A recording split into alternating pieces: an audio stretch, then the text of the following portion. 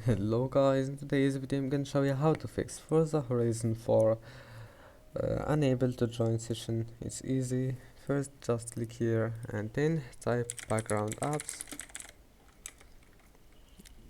and now once you're here make sure to disable all those applications and then just close this window, and after that type here network, click view network connections.